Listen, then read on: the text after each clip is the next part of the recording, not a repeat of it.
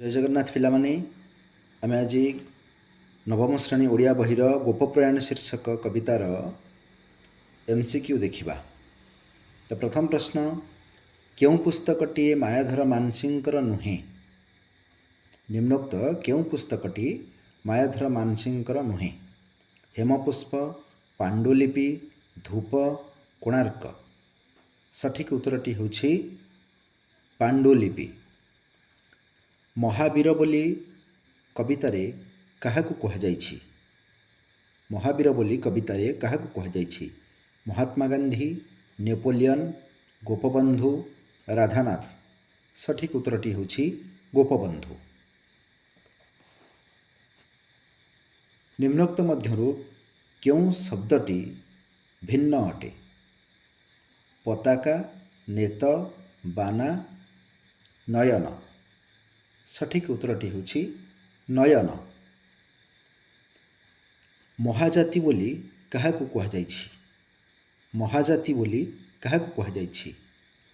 मध्य प्रदेशर लोकमानंकु, ओडिया जाति को, महाराष्ट्रर लोकंकु, भारतीय मानंकु। सठिक उत्तरटी होछि ओडिया जाति को।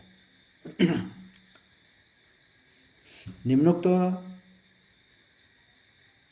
केउं शब्दटी गोपबंधुंक पई प्रयोज्य नुहे? निम्नोक्त केउं शब्दटी गोपबंधुंक पई प्रयोज्य नुहे?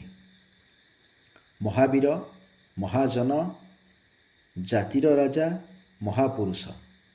सठिक उत्तरटी होछि महापुरुष।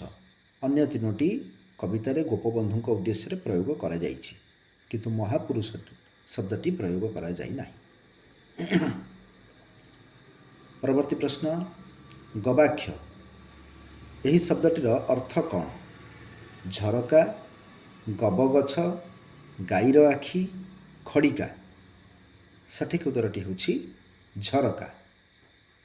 महाप्रयाण। यही शब्दर अर्थ कौन? महाप्रयाण यही शब्दर अर्थ कौन? दीर्घयात्रा, तीर्थस्थान, मृत्यु, विराट यात्रा। सठिक उत्तरटी होछि मृत्यु। महाप्रयाण शब्दर अर्थ मृत्यु। अनिकिनी। यही शब्दर अर्थ कौन? अनिकिली, एकुटिया, पाइक, चतुरंग सेना। सठिक उत्तरटी होछि चतुरंग सेना। अनिकिनी शब्दर अर्थ चतुरंग सेना। अश्वारोही, गजारोही, रथारोही, पदातिक, ए चारि प्रकार सेना थांती सब, तेणु आंको चतुरंग सेना बोली कहा जाए। कवितारे अनिकिनी कहा जाइछि। परवर्ती प्रश्न, सनातनी बोली काहाकु कहा जाइछि? कवितारे सनातनी बोली काहाकु लक्ष्य करी कहा जाइछि? शैतान मानंकु, जहाँ सब बेले थाए ताहाकु, हिंदू मानंकु, सिख मानंकु। सठिक उत्तरटी होछि हिंदू मानंकु सनातनी बोली कहा जाइछि। परवर्ती प्रश्न, ओडिया जातिर मथामणि किए? ओडिया जातिर मथामणि किए? ओडिया जाति जहाकु मथारे पिंधे, जगन्नाथंक मुंडर हीरा, गोपबंधु दास, उत्कलमणि गोपबंधु दास। ताले सठिक उत्तरटी होछि उत्कलमणि गोपबंधु दास। तुम कहबो पिले एठी गोपबंधु दास अछि, उत्कलमणि गोपबंधु दास अछि, एटा काहीकि हबो?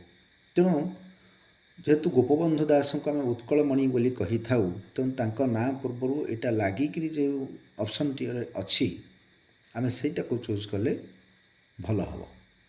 हला धर्म भूली से दरिद्र मुखे अन्न देइछि आनी। धर्म भूली से दरिद्र मुखे अन्न देइछि आनी। से यही कवितारे से सर्वनाम पदटी कहा पाई व्यवहृत होइछि?